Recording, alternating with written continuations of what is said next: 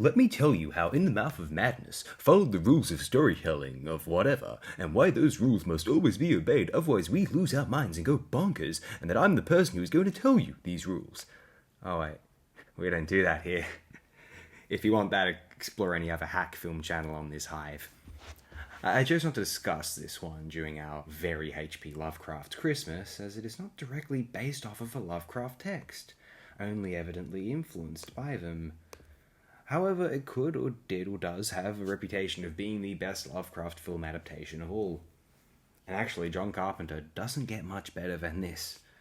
If John Carpenter followed any rules, it is doing what he wanted. Or, as other film channels would have been telling Carpenter how and why he ought to follow rules, despite never having made a film or probably even sketched an animal or considered a short story in their lives. And until a generation of film fans and artists recognized a certain ingenious creativity and profound sorcery within In the Mouth of Madness, it took 15 to 20 years for the film to attain true classic status amongst Carpenter's oeuvre, all of those YouTube channels would hate this film because it is, or was, the general consensus. What a shame. Whatever rules exist or not, Michael DeLuca's script had so much potential, which Carpenter wringed out, and then some. Imagine if Lovecraft the author had been tapping into something which was wholly true, and he was attempting to disseminate belief in it via the printing press. So many fanatical, inane cults pop up and about, to varying degrees of success. L. Ron Hubbard would know about that. But what if this was fiction, marketed by the publishing industry? What if the creative reliance on an artist or author's imagination was altering our reality, individually decided upon via one's prospective sanity?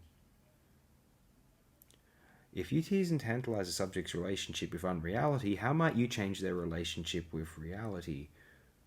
John Carpenter's is perhaps the finest cinematic realization of conscious reality giving way to cosmic madness.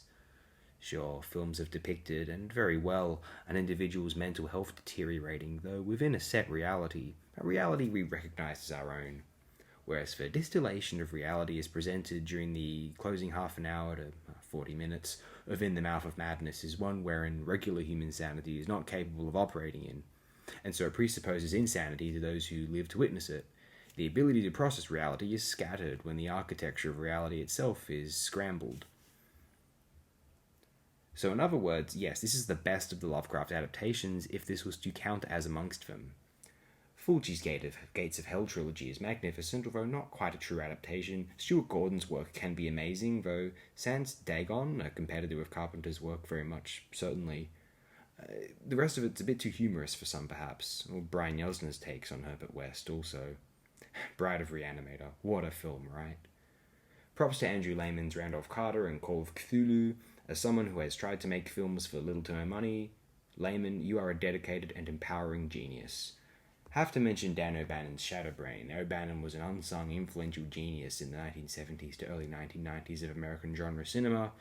2000's Cthulhu from Australia, Dan Gildock's 2007 Cthulhu, both marvellous low-budget masterpieces for sure. Meanwhile, Juan Vu, Richard Stanley, and Chad Farron have all released amazing work very recently. My sampling of Matthew Cooper's films has been very interesting, and these will be discussed eventually, rest assured. Cooper is seeming to be a contemporary hero of cinema in his own manner. And still, yes, In the Mouth of Madness might be the best of these.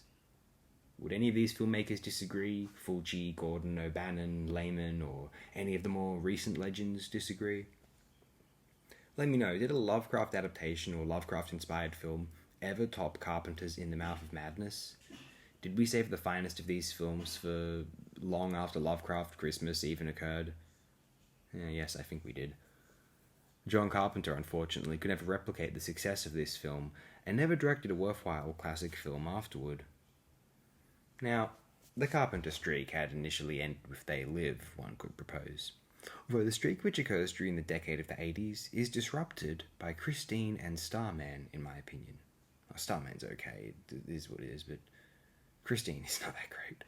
Then one could point out the subpar quality of Memoirs of an Invisible Man or Body Bags. Well, Body Bags isn't all him, but nevertheless, they were disappointing. Although In the Mouth of Madness not only proves Carpenter still had it, it makes us realize that he was a better filmmaker than we had ever before even considered. Afterward, Carpenter's Village of the Damned was released, which is not bad. Inferior to the original. Carpenter followed up Village of the Damned with Escape from LA, sucked. Vampires, naturally sucked. Ghosts of Mars sucked. Cigarette Burns is a pretty so-so return to form if it is one, as some so happily insist.